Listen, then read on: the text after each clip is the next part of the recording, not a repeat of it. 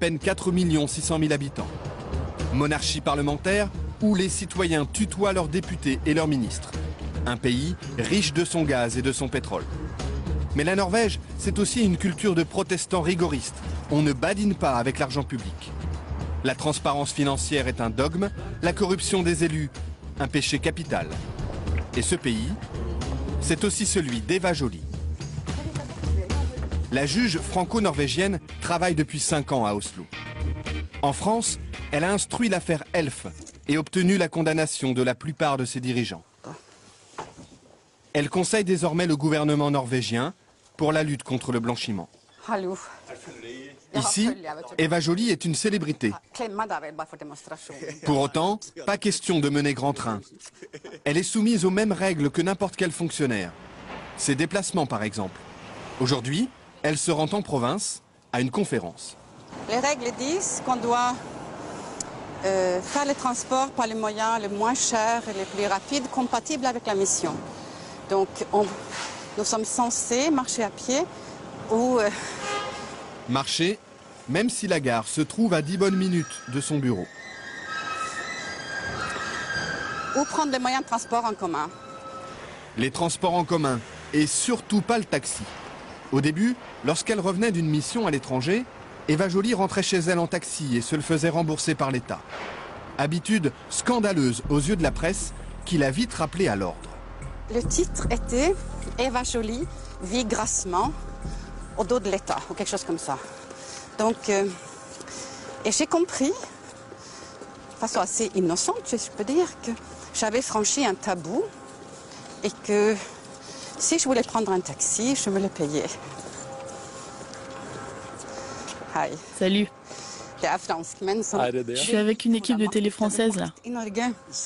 Je leur raconte mon histoire avec les taxis.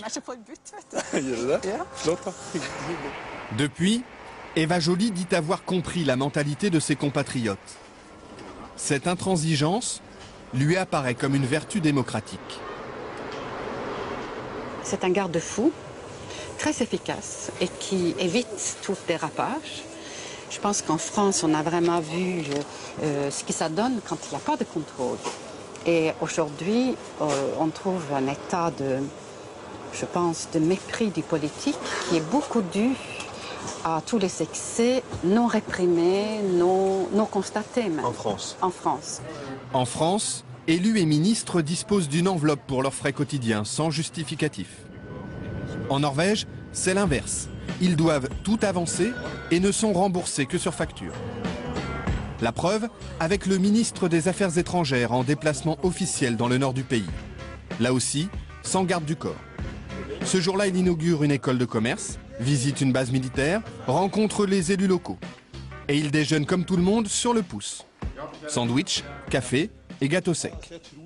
Cette fois-ci, ce sont ses hôtes qui l'invitent. Le ministre n'a rien à débourser.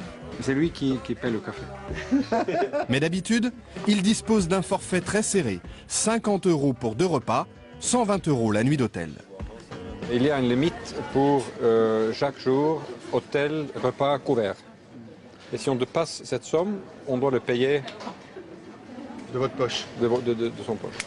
Son assistant garde précieusement les reçus du taxi. Il sait qu'on va les lui réclamer. Pour l'embarquement du vol retour, le ministre fait la queue. Tout traitement de faveur serait mal vu. Mais il ne faut pas croire que parce qu'on est ministre, on est différent. Ça, c'est très dangereux. Hein. C'est faux et c'est dangereux. Et, au contraire, il faut montrer, à mon avis, qu'on peut vivre la vie de tout le monde, faire l'expérience de tout le monde, être proche de cette vie que tout le monde vit. Parce que ça donne...